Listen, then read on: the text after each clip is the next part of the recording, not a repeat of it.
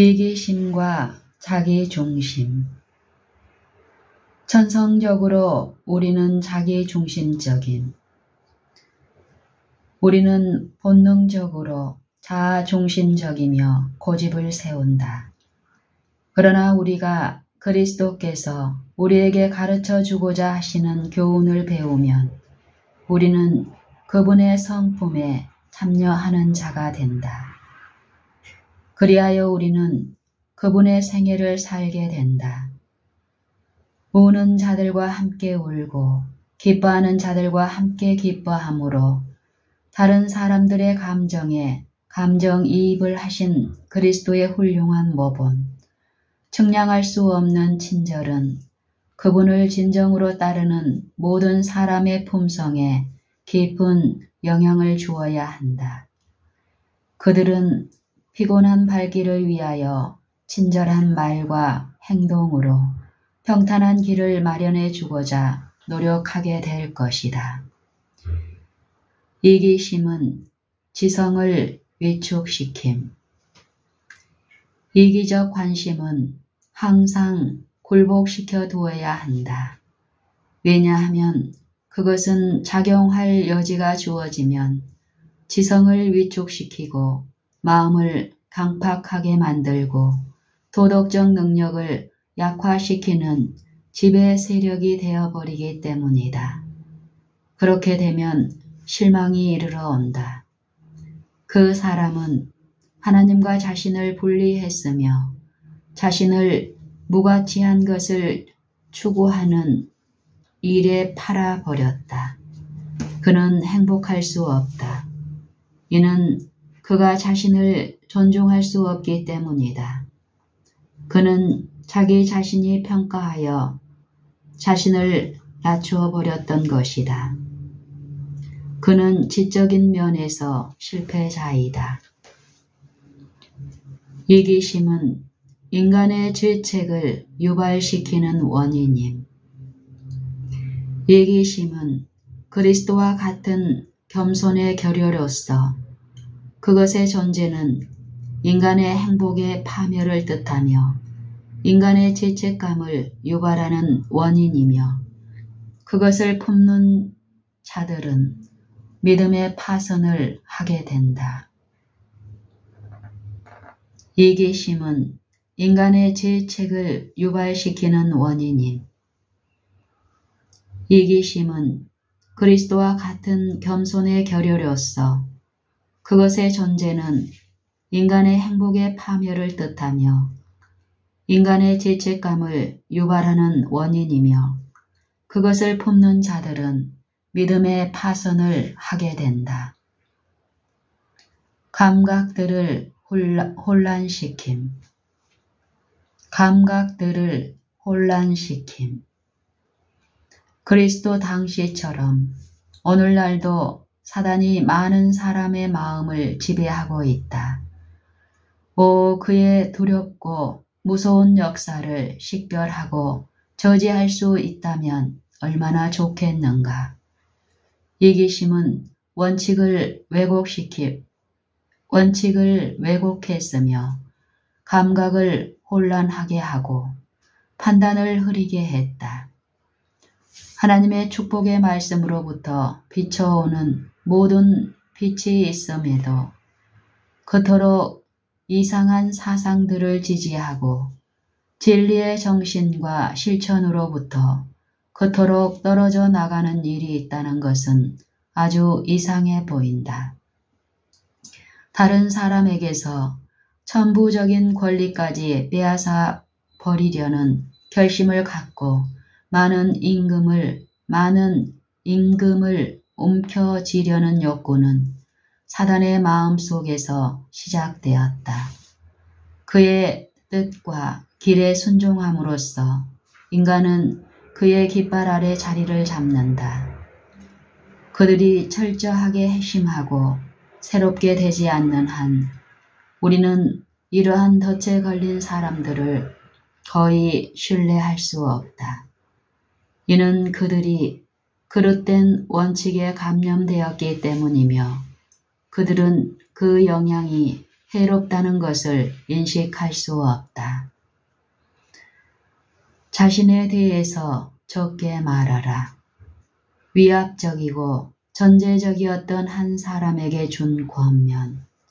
자신에 대해서 적게 말하라. 그대의 마음이 하나님의 성령의 거룩한 가마로 부드러워지고 녹아지게 하라. 그대는 자신에 관하여 너무 많이 말을 해서는 안 된다. 그대는 자신에 관하여 너무 말을 많이 해서는 안 된다. 이는 그것이 어떤 사람의 마음에도 용기를 북돋워 줄 수 없기 때문이다. 그대는 자신을 중심으로 삼아서는 안 된다. 그리고 항상 자신만을 돌보며 남들도 그대를 돌보도록 인도해야만 한다고 생각해서도 안 된다. 그대의 마음을 자신에게서 떠나게 하여 더욱 건전한 방향으로 가게 하라. 예수님에 대해서 말하고 자신은 사라지게 하라. 자아가 그리스도 안에 융화되게 하라. 이런 말을 항상 마음에 간직하라. 내가 사는 것은 내가 아니요 그리스도께서 내 안에 사신 것이라. 예수께서는 도움이 필요할 때마다 그대의 도움이 되신다. 그분께서는 그대가 흑암의 세력과 홀로 싸우도록 방치해 두지 않으신다. 오, 결코 아니다. 그분께서는 온전히 구원하시기에 능하신 한 분을 통해서 우리에게 도움을 주신다. 자아 연민을 조심하라. 자아 연민에 빠지지 말고 세상의 구속주를 기억하라. 그분께서 인류를 위하여 치르신 무한한 희생을 생각하라. 그리고 그분께서 인간을 위하여 그와 같은 희생을 하신 후에 인간이 그리스도와 의를 미워하는 자들과 동맹을 맺는 길을 택하고 왜곡된 식욕에 빠지는 자들과 하나가 되어 그의 영원한 파멸을 자초하는 것을 보실 때 그분이 얼마나 실망스러워 하시겠는가. 자아 연민을 조심하라. 자아 연민에 빠지지 말고 세상의 구속주를 기억하라. 그분께서 인류를 위하여 치르신 무한한 희생을 생각하라. 그리고 그분께서 인간을 위하여 그와 같은 희생을 하신 후에 인간이 그리스도와 의를 미워하는 자들과 동맹을 맺는 길을 택하고 왜곡된 식욕에 빠지는 자들과 하나가 되어 그의 영원한 파멸을 자초하는 것을 보실 때 그분이 얼마나 실망스러워 할지를 생각해 보라.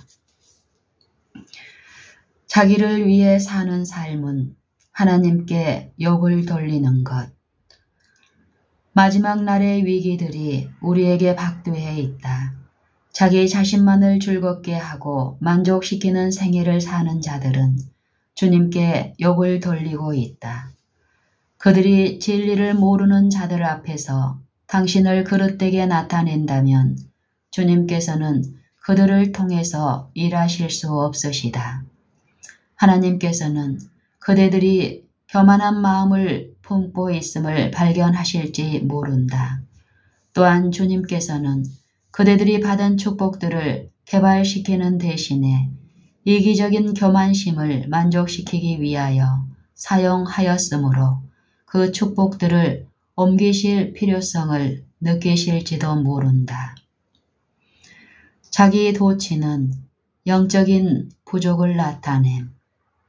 어떤 사람들은 자아를 부인하기를 꺼린다. 그들은 어떤 책임을 지도로 권유받을 때 진정한 인내심이 없음을 보여준다. 그들은 지식과 경험을 증가시키는 일이 도대체 왜 필요하단 말인가 라고 말한다. 이것이 그 모든 것을 설명한다. 하늘이 그들을 가련하고 곤고하고 눈멀고 벌거벗었다고 선고하고 있음에도 그들은 부요하여 부족한 것이 없다고 생각한다. 이런 사람들에게 참된 증인은 말한다.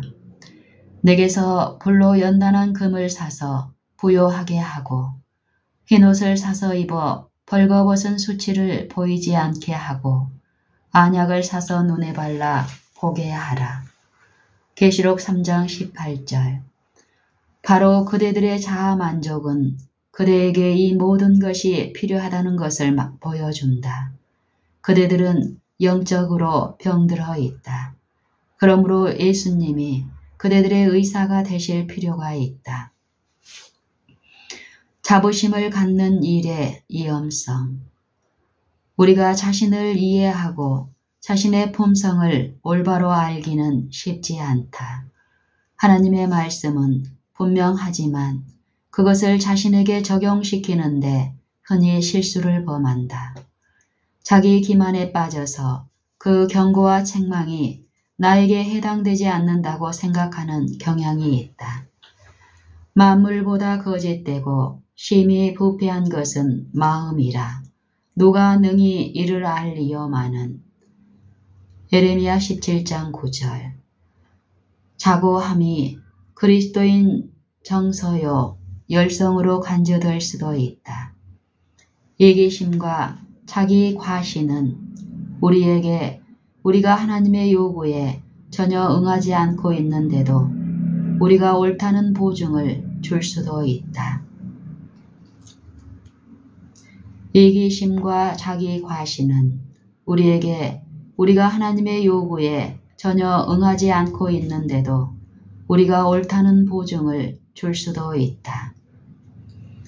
자기를 높이는 일이 마음에 끼치는 파괴적인 영향.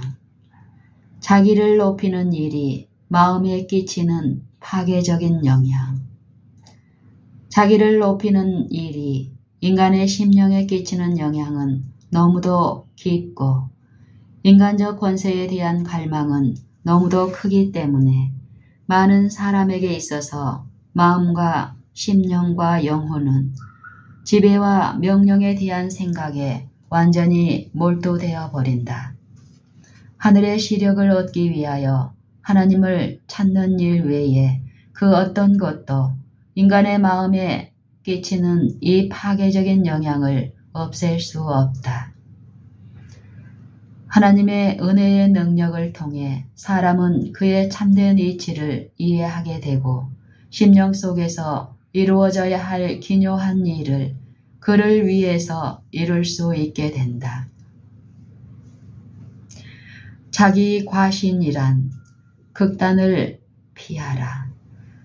자기 과신이란 극단을 피하라. 어떤 행정자에게 준 권면. 만일 그대가 자신을 과대평가한다면 그대는 스스로의 수고를 실제보다 훨씬 더 중요한 것으로 여기게 될 것이며 또한 거만이라고 말할 수 있는 개인적인 독자성을 원하게 될 것이다. 만일 그대가 다른 쪽 극단에 치우쳐 자신을 과소평가한다면 그대는 열등감에 빠지고 그대가 선을 위하여 행사할 수 있었던 영향력을 크게 제한하게 될 저급한 인상을 남기게 될 것이다. 그대는 양극단을 피해야 한다. 감정이 그대를 지배하지 말아야 한다. 환경이 그대에게 영향을 끼치지 말아야 한다. 그대는 자신에 대해서 올바른 평가를 형성해야 하되 양극단에서 그대를 지켜주는 그런 평가를 해야 한다. 그대는 허황된 자부심 없이도 위험을 지닐 수 있다. 그대는 자존심이나 개인적 독립성을 희생시키는 일 없이도 겸손해지고 굴복할 수 있으며 낮은 인생길을 걸어가는 자들은 물론 높은 수준의 생활을 하는 자들에게도 큰 가마를 끼치는 삶을 살게 될 것이다. 자기 중심적인 생활은 질병을 일으킴, 개인적인 기별. 그대가 성공하려면 그대의 노력은 진지하고 철저하고 끈기 있어야 한다. 그대는 그리스도를 따르는 자로서 모든 초조함과 격정을 표출하는 일을 통제하는 법을 배워야 한다. 그대의 마음은 너무 그대 자신에게 집중되어 있다. 그대는 그대 자신에 대해서, 그대의 신체의 연약성에 대해서 너무 말을 많이 한다. 그대가 걸어가는 길은 그릇된 습관들을 통하여 그대에게 질병을 가져다 주고 있다. 사도는 그의 형제들에게 그들의 몸을 하나님께 구별해 드리라고 호소한다. 그러므로 형제들아, 내가 하나님의 모든 자비하심으로 너희를 권하노니 너희 몸을 하나님이 기뻐하시는 거룩한 산제사로 드리라. 이는 너희의 드릴 영적 예배니라. 너희는 이 세대를 본받지 말고 오직 마음을 새롭게 함으로 변화를 받아 하나님의 선하시고 기뻐하시고 온전하신 뜻이 무엇인지 분별하도록 하라. 로마서 12장 1절로 2절. 자기 중심주의는 인식력에 영향을 미침. 자기 중심주의는 인식력에 영향을 미침. 또 다른 개인적 기별. 나의 형제여, 그대는 여러 면으로 우리를 도울 수 있다. 그러나 나는 주님께로부터 그대가 자아중심적이 되어서는 안 된다는 것을 말해주라는 명령을 받았다. 그대가 하나님의 말씀을 어떻게 듣고 어떻게 이해하고 어떻게 자기 것으로 삼을지에 대해 유의하도록 하라. 주님께서는 그대가 그대의 형제들과 뜻을 같이 하기 위하여 노력할 때에 복 주실 것이다. 하나님께서 셋째 천사의 기별을 전파하도록 파송하신 자들은 하늘의 지적 존재들과 조화를 이루는 가운데 일해왔다. 주님께서는 그대에게 신자들 간에 불화를 일으킬 기별을 전파하는 책임을 맡기지 않으셨다. 나는 반복하여 말한다. 주님께서는 어느 사람에게도 이 세상에 전하도록 그분의 백성들에게 주신 엄숙한 기별에 대한 신앙을 흔들리게 만들 이론을 꾸미도록 그분의 성령으로 인도하고 계시지 않다.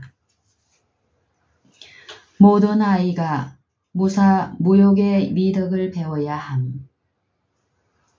모든 아동 속에 개발되고 소중히 여겨져야 할 하나의 특성은 삶에 자신을 의식하지 않는 덕성을 나누어 주는 무욕의 품성이다.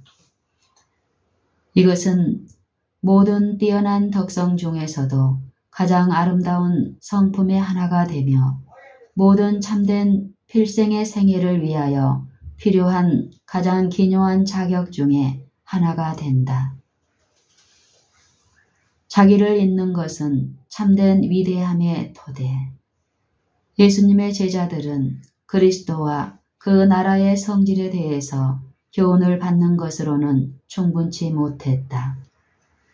그들에게 필요한 것은 그 나라의 원칙에 그들을 조화롭게 해줄 마음의 변화였다. 예수님의 제자들은 그리스도와 그 나라의 성질에 대해서 교훈을 받는 것으로는 충분치 못했다. 그들에게 필요한 것은 그 나라의 원칙에 그들을 조화롭게 해줄 마음의 변화였다.